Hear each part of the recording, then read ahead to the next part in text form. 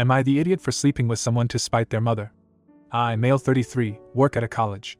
One of the higher-ups, let's call her mommy, has hated me since I was a student at that same college, and she keeps trying to find a reason to fire me.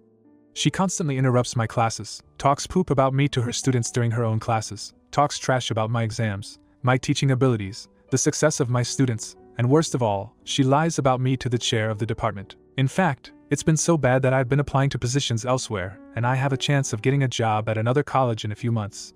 Because I freaking hate waking up every morning knowing I'll have to deal with her. I also recently met her son, male 30, Sonny, through Grindr. We had several casual meetings, and by our third date, he shared just enough of his life for me to realize who he was. In fact, he started telling me about mommy, and apparently, he hates mommy more than mommy hates me. So, I felt encouraged to tell him I know her, and we spent hours talking about all the ways she's treated us like garbage. The worst thing she did was kick him out when he was 17 for being gay and then beg him to come back and pretend she loves him, while making his life hell, because his grandmother threatened to cut her out of the will. The thing is, Sonny and I kind of get along, but we're not really each other's type. We both agreed on that. Like, the sex is good, but the rest is meh, we have nothing in common. However, Sonny had this idea to pretend we're an actual couple just to spite her, and I like it. Sonny's birthday is coming up and he is having a barbecue with his friends and family. So he wants me to come so that we can giggle and hold hands and kiss in front of mommy. I told my girlfriends about it like, haha, listen to this funny story. And they were all appalled. They said I was an idiot, a pervert, petty. I agree that I am petty, and that I have no moral compass. They said they'd be very, very, very disappointed in me if I went through with it, and to think of the rest of his family. They've also been ignoring me on Messenger since last night, lol. I honestly don't think it's that serious. I don't expect mommy to get a heart attack and drop dead or something. I only expect her to fume and feel humiliated while not being able to react in front of grandma. Am I the idiot because of it? Edit. One of my girlfriends finally replied to my messages, and I very clearly explained to her that both Sonny and I are in on it, and that mommy deserves even worse things.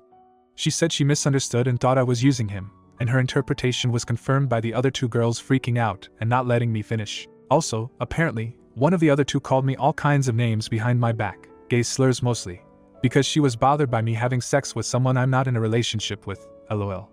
If she heard what kind of stuff I did when I was younger, she'd have to wash her ears with holy water. Anyway, the friend that reached out thinks I'm not the idiot, so yay for that. Now for a few comments before the update. Not the idiot. You didn't know when you first hooked up with Sonny, and also he's compliant in the scheme. Seems 100% good kosher revenge light. Comment 2, you're the idiot. But that doesn't mean you shouldn't do it. You absolutely should do it. So I guess I'm also an idiot for encouraging it. Sometimes being the idiot is the right thing to do. Now for the update. All my friends but one are out of my life. She stayed friends with them and found out they don't have a problem with this incident as much as they do with me being on Grindr. Apparently they find it gross that I have casual sex. The job I had lined up will happen. I had a call with them. They said they were considering 3 people, but I am the most qualified, and they need to sort out some paperwork before they officially offer me the job. It's abroad. Before the party, I met Sonny's friends to solidify the idea that we're a couple. We had drinks and watched God at his place. At the party, I came with a big gift. I embraced and kissed Sonny, and he introduced me to everyone as his boyfriend. To mommy, he said, "Mom, you already know OP from work, right? We're dating." She was quite obviously angry as frick and very badly pretended not to be. I smiled at her and shook her hand, and she just dumped her food and left us. Sonny's other family was very nice. Granny arrived and she was super excited to meet me. She asked if I met mommy. I told her I already knew her from work, so she asked what she was like there, and I said something diplomatic like, "There are good times and bad times, just like at any job." I don't remember my exact words. She took my hand and told me I seem like a nice person and that she's happy Sonny has me. Mommy was in the kitchen the rest of the party, avoiding everyone. I barely saw her again before she left. At work, she hasn't spoken to me. She usually starts pestering me with her bullshit on Monday at 8 a.m., but she hasn't said a single word to me nor has she looked at me. Several people noticed and asked me what was going on, and I said I don't know. Back to Saturday, after the party, I stayed to talk to Sonny alone. He didn't seem to be in a good mood, and I assumed it was because he expected a worse reaction from mommy. But then he said he had something to tell me. Apparently, our meeting on Grindr wasn't a coincidence. He came across my profile by accident, but he recognized me from the staff photos from our college's website. He said he was very sorry. He didn't expect me to go with his plan at all. He initially just wanted to rant about his mother to someone who might understand. I guess I'm mostly okay with that, but I wish he had told me sooner. But then he also said he has feelings for me.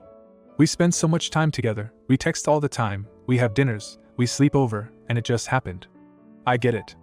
I'm not exactly cold as ice when it comes to him either, but still, I will be moving away in August. And there's the whole mommy situation. So yeah? I got not the idiot the last time, but I'm starting to feel like this is something I really didn't need in my life. Comment 1. Not the idiot, you sound like a very nice guy and the mother sounds like she's still a terrible person. Granny sounds lovely. I do feel bad for Sonny though.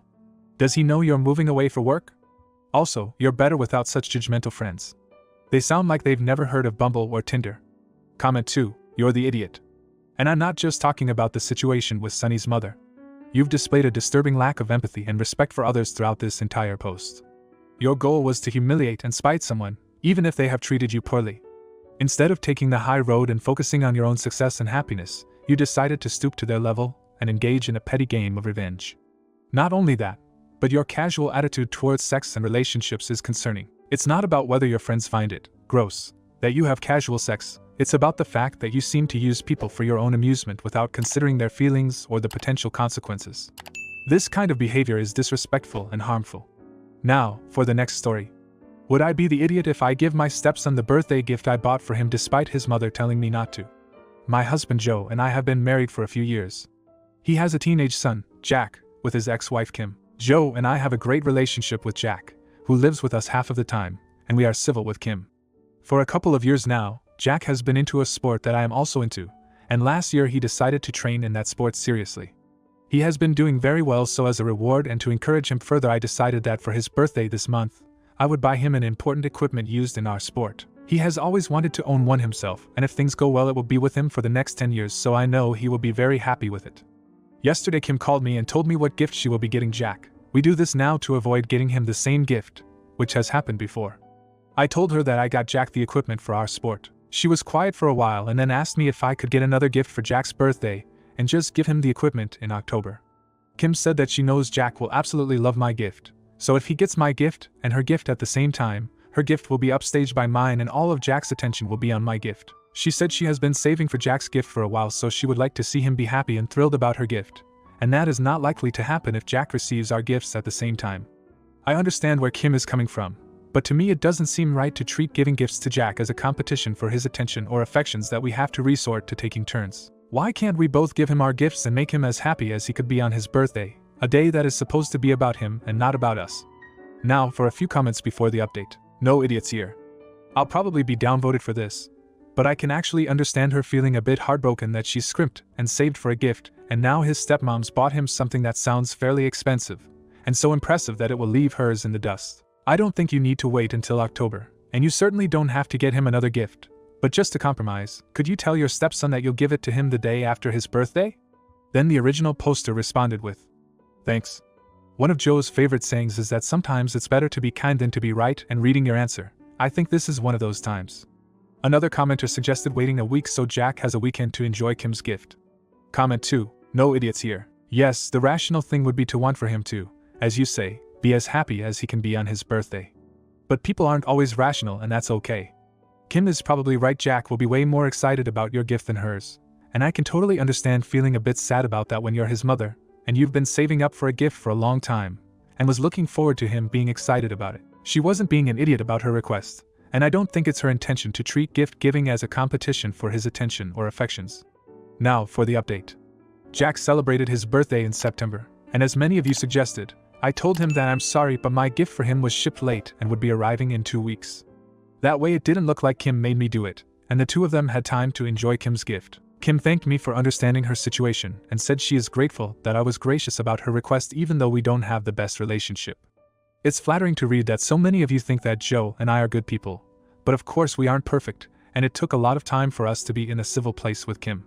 It was humbling for Kim to ask me what she did, and it also took a lot for me to let her have it. Hopefully this is the beginning of a better relationship for the three of us. For those who are asking, I didn't put a lot of specific details in my post because I wanted to minimize the risk of being identified by someone I know in real life who might also be participating in this forum. But since a commenter in my original post already figured it out, yes, I bought Jack a horse. My family has a horse farm, so where can you hide a horse for 2 weeks is thankfully not a problem. Jack already met his new partner last week, and he is very happy with him. Thank you all for your comments, and I wish everyone the best. Comment 1. You sure did undersell your gift in your first post. It reads like you're talking about a hockey stick or something, not a freaking horse. Comment 2. Damn. You bought him a horse? Yes, that is a gift to upstage all others. I'm glad you held off giving it to him for a few weeks. Refusing would have been petty and small. Now, for the next story. Would I be the idiot if I sent my mother-in-law's racist rants and threats to her boss? This has been an ongoing incident I posted before about my racist in-laws and my late husband's ashes. I am female 28, Vietnamese Canadian. Some background. My husband died from a sudden illness not too long ago.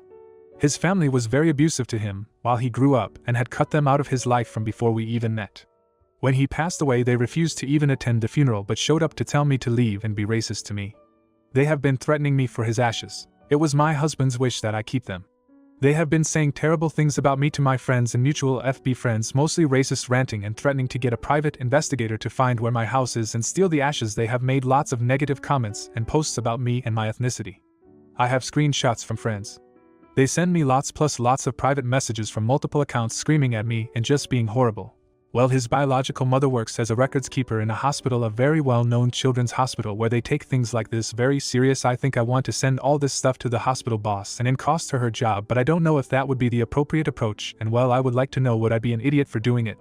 Thank you in advance. Please be kind. I took lots of time to make sure my grammar and spelling was understandable. English is my second language now. For a few comments before the update. Not the idiot. Sick kids hospital, I assume? Do it. Seriously, do it. I am typically against these things, but they are threatening to take your husband's ashes.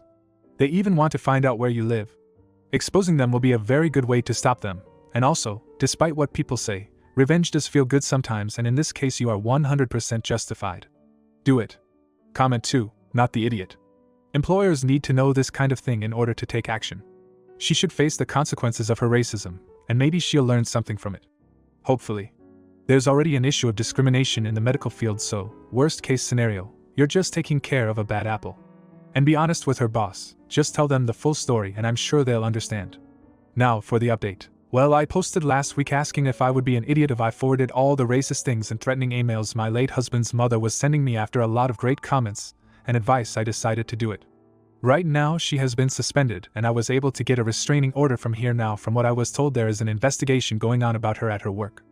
She was using a work computer to do a lot of the harassment. Her boss and the hospital administration basically made it so easy to get a restraining and no contact order against her. Update 2. My late husband's mother was indeed suspended from her job at the hospital. An internal investigation was launched and, as it turns out, she was using her work computer for a significant portion of the harassment against me. This not only violated the hospital's policies, but it also provided the evidence needed to demonstrate her wrongdoing. Due to the ongoing investigation, she was let go from her position at the hospital. They were very clear that they would not tolerate such behavior, and her actions were in stark contrast to their mission and values.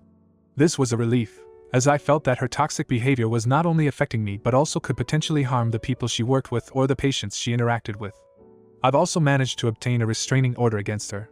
The hospital's administration was very supportive in this regard. They provided all the necessary information and documents, which made the process of getting a restraining and no contact order relatively easy and straightforward. As for the extended family, the private messages and threats have drastically reduced. I believe my actions have sent a clear message that I will not tolerate racism, harassment, or any threat to my safety. I've also been working on my healing and recovery. It's not an easy journey, but every day is a step towards finding peace and moving forward. Thank you all for standing with me during this difficult time. It means more than I can express. Comment 1. You did the right thing. A racist working at a children's hospital likely means some of the children wouldn't get the appropriate care if they are of a race/ethnicity the racist hates. Comment 2. I would make sure you have some sort of camera like a Ring system or anything to record if they truly do try to invade your house. Also, I agree with another comment to create a possible decoy urn just in case. If you enjoyed today's video, don't forget to drop a like. It really helps the channel grow. See you next time.